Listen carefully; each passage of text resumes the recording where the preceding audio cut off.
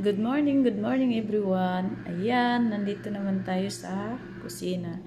So, nila akong paligoy-ligoy. Ito na yung ating almusal ngayon. Kasi daw ito, supposed to bigay, birthday ni Frances. Pero hindi na siguro nila natuloy dahil napunta sila ng dagat. So, baka mamaya matuloy na rin. So, ito yung mga handa nila. So, kakainin na namin. Yan, kain tayo. Sausaw ko dito sa manghang.